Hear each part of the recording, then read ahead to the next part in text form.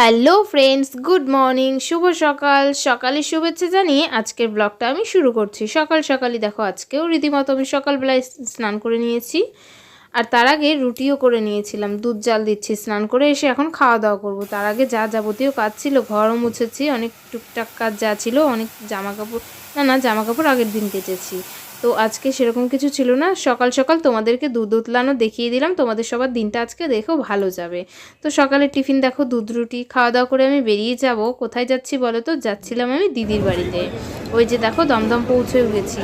তো দুটো ট্রেন দেখো একসাথে যাচ্ছিল, 2 নম্বরে আর 3 নম্বরে। সচরাচর তো 2 নম্বরে 3 নম্বর ট্রেন দুটো যায়, মানে এদিক সেদিকে যায়, আপ ডাউন হয়, কিন্তু এটা দেখলাম যে দুটোই যাচ্ছিল একই দিকে। তো তাই সেটাই একটু ক্যাপচার করলাম। আর দেখো ওভারব্রিজে দাঁড়িয়েছিলাম, কত লোকজন দেখতে পাচ্ছি, সবাই যাচ্ছে আসছে, সবাই যে যার কাজে ব্যস্ত। আর 1 নম্বরে দেখো কী পরিস্থিতি এখানে। তো এখানে অনেকগুলো ট্রেন আসার, মানে 2-1টা ট্রেন আসা যাওয়ার পরে একটু ফাঁকা হয়েছিল। তো আমি গেছিলাম, বসতে ঠিকঠাকভাবে পারিনি। অনেকটা যাওয়ার পরে নৈহাটি থেকে আমি বসতে পেরেছিলাম। চলে এসেছিলাম রানাঘাটে। ওই যে দেখো মিষ্টিও নিয়ে নিয়েছি। যাচ্ছিলাম দিদির বাড়িতে, সাই বাবার জন্মদিন উপলক্ষে ওদের বাড়িতে একটু ভজন হালকা নিজেদের মধ্যেই করা হবে। তো সেই জন্যই যাচ্ছিলাম আর কি, একটু যাওয়া ওখান, মানে শ্বশুর বাড়িতে তো সারাদিন ঘরের মধ্যে পড়ে থাকি, আর ওই একই লোকজনের মুখ দেখা, তাছাড়া কিছুই নেই। একই কথাবার্তা শুনতে শুনতে বোর হয়ে যায়। একটু বেরোনোর সুযোগ পেলেই কোথাও আমি যেতে চাই আর কি। তো তাই দেখো ভ্যানে উঠে গেছিলাম, এসে দেখছিলাম যে এসে একটু কথাবার্তা বলার পরে দেখছি মুগ ডাল ভাজা হচ্ছে।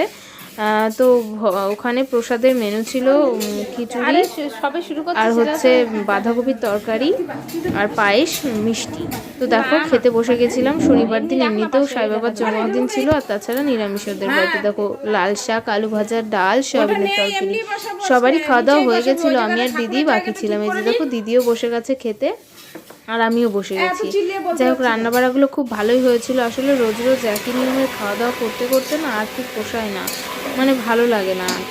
2-1 দিন একটু অন্যরকম হাতে রান্না খেতে কিন্তু ভালোই লাগে। যে আলু ভাজছিল মা, আর ওই যে বাঁধাকপিটাও সিদ্ধ করে রেখে দিয়েছে মা, টুকটাক করে করেছে, দিদিও করেছে, সবাই মিলে। আর এই যে দেখো দিদির ছোটো জায়ের পুচকু, ছোট ছেলে। তো ওকে একটু নিয়েছিলাম, ঘুম থেকে উঠেছে সবে। ওর মুখটা দেখো কেমন করে আছে, ও ভাবছে কার কোলে উঠে বসে আছে। আর এই যে দেখো সাই বাবার জন্মদিন, আমরা তো সবাই নিজেদের জন্মদিনে বেলুন দিয়ে সাজাই, তাই না? তো সাই বাবার জন্মদিন উপলক্ষে বেলুন দিয়ে যে সাজাচ্ছিল ওই যে দিদির ছেলে রোজু, আর রোজুর কাকি সাজাচ্ছিল। এই যে পুচকুটা বসে আছে। আর এদিকে দেখো মায়ের একবার বাঁধাকপি বসানো হয়েও গেছে, কড়াইয়ের নিচটায় পড়ে আছে দেখে মনে হলো এখানে কিন্তু বেশ অনেকটা পরিমাণেই আছে।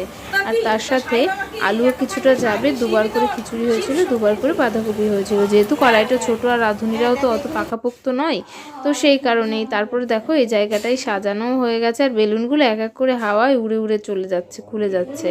তো এই দিদি এই যায়, সেজো যায়টা, ওনার শরীর খুব একটা ভালো ছিল না, তো সেই কারণে একটু অসুস্থভাবেই ছিল। ওই যে দেখো সব এই বাড়ির পুচকুগুলো দেখেছো, ওরা মানে আমি গেলে পর ওরা কিন্তু খুব খুশি হয়, আর আমার সাথে সাথেই থাকে। আর দেখো কত মোমবাতি, 99তম জন্মদিন, তাই 99টা মোমবাতি বসিয়েছে ওই দিদি ঠিক নয়, আমার থেকে বয়সে ছোটই হবে সম্ভবত। তো সম্পর্কে যেহেতু দিদি হয়, দিদির যা, তাই আর কি। আমি কখনো দিদি বলে ডাকিনি, তো সঞ্চিতা দি মাঝে মাঝে বলতাম। বলো তুমি কি খাচ্ছ? কে দিয়েছে? কেন দিল? আমি যখনই ক্যামেরাটা অন করি ওরা একটু একটু কাছে কাছে আসে, তো আমি বললাম তোমরা কি কিছু বলবে? তো ওরা কিছুই বলতে চাইলো না। তারপর আরেকজনকে একটু জিজ্ঞেস করলাম, আর ওই দেখো আর একটা গেম খেলতে ব্যস্ত। তো ওকেও একটু ডাকলাম, তাকালো, আবার বলছে এই ক্লিপটা কিন্তু রাখবি না, ডিলিট করে দিবি। তো দেখো একবার, মানে বাঁধাকপি আগের বার হয়ে গেছিলো, এটা হচ্ছে লাস্ট বার। এবার আমি বসেছিলাম একটু নাড়াতে, মানে প্রথম থেকে আমি নাড়াচ্ছিলাম, আর পরিমাণ মতো কী কী লাগবে সেগুলো দিদি আর মা ছিল, ওরাই দিয়ে দিচ্ছিল। তো আমি একটু নাড়ানাড়ি করছিলাম, সেটাই ক্যাপচার করেছি। আর দেখো আমি এসেছি বলে আমার পেছনে কত পালোয়ান আছে, শুধু তোমরা সেটা একবার দেখবে। জাস্ট দাঁড়াও, এক্ষুনি দেখতে পাবে। ভাবছো যে আমি কি বলছি, কিন্তু নয়, অবশ্যই দেখাবো। হচ্ছে নাকি জানি না। এ না ভিডিও করো, আমরা 4জন একসাথে।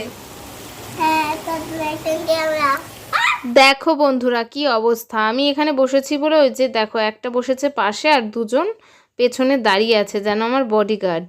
তো যাই হোক গ্যাসের সামনে বসে আছি, তো ছোট বাচ্চাগুলো ওরকম করছে, বারণ করলেও শুনছে না, ওরা তো ছোটো আর কী বা করবে। তো দেখো সবাই ভিডিওতে একটু আসতেও চাইছিল, এই পুচকুটা বলছে হ্যাঁ আমাদের 4 জনকে একসাথে তোলো, দেখো মুখটা করছে ভঙ্গিমা কেমন। আর ওই যে দেখো আর একজন পুরো একেবারে চুপচাপ স্ট্রেট দাঁড়িয়ে আছে। তো যাই হোক সবাই মিলে একটু মজা টজা করলাম। ওই বাড়িতে গেলে ওরা আমায় বেশ খুব ভালোই বাসে, তো যার কারণে আমি গেলে পরে আমার সাথে সাথে সবাই থাকে, গল্প করে, আড্ডা মারে। আর ওদেরও তো পড়াশোনা আছে, ওরা যেহেতু ছোট, এখন যদি কন্টিনিউ নিয়ম মতো না পড়তে বসে তাহলেও হবে না, যেহেতু কীর্তন একটু ভজন ছিল তাই আর কি সবাই পড়াশোনা সেদিনের জন্য বন্ধ দিয়েছে। আর এখন তো সামনেই পরীক্ষা, সবাইকে পড়তে বসতেই হবে। আর এই যে দেখো সবাই ঠাকুরের নাম করে ঠাকুরের উদ্দেশ্যে এক একজন করে মোমবাতি জ্বালাতে যাচ্ছিল। আর এই যে দেখো সাই বাবার এখানে প্রসাদগুলো দিয়েও দিয়েছে, খিচুড়ি বাঁধাকপি ওগুলো যেহেতু নিরামিষ বাসনে করা হয়নি, ওগুলো ঠাকুরের সামনে আর ভোগে দেওয়া হয়নি, যারা এসেছিলো তাদেরকে প্রসাদে দেওয়া হয়েছে। আমিও মোমবাতি জ্বালিয়েছিলাম, কিন্তু যেহেতু আমাকে আর কে ভিডিও করে দেবে তাই আমার সময় আমি আর ভিডিও করতে পারিনি। তো যাই হোক এই যে দেখো এখন বসে আছি, এখনও কীর্তন নয় ঠিক ভজন করতে কেউ আসেনি, ওই যে আমার দিদির শ্বশুর বসে আছে। অন্যান্য সময় ওনাকে দেখতে পুরো অন্যরকমই লাগে, আর টুপিটা মাথায় পরা ছিল যেহেতু আমি চিনতেই পারিনি যে ওটা উনি। তো ওই যে দেখো সবাই বসে আছে, আর আমার জামাইবাবু যে গান করতে শুরু করেছে, কিন্তু এখনও যারা আরও গান করবে তারা এসে পৌঁছায়নি। তারপরে দেখাচ্ছি, পরের ক্লিপে দেখাচ্ছি যে ওরাও এসে পৌঁছে গেছে। আর মোমবাতির আলোতে নিজের মুখটা উজ্জ্বল লাগছিল।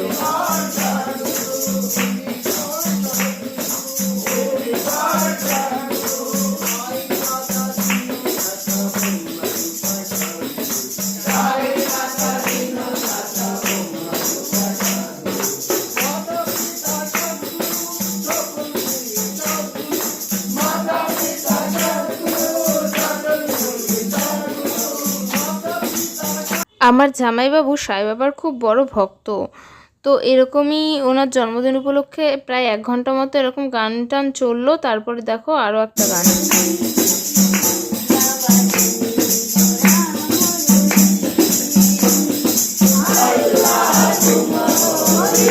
তারপরে ওখানে যেহেতু লোকজন খুব বেশি ছিল না, তো আমার ওইভাবে ভিডিও করতে একটু লজ্জাও লাগছিল, কারণ অনেকে আবার তাকাচ্ছিল যে কেন এইসব আবার ভিডিও করছে। দেখো অনেকেই খাওয়া দাওয়া করেছে মানে প্রসাদ, তারপরে আবার অনেকে নিয়েও যাচ্ছিল, তো সেই কারণে একটু পার্সেল করে দিচ্ছে দিদি। তো সবার খাওয়া দাওয়া কমপ্লিট হলে আমরাও খাওয়া দাওয়া করে ঘুমিয়ে পড়েছিলাম, আর বিশেষ কিছুই শেয়ার করা হয়নি। টাটা সবাইকে।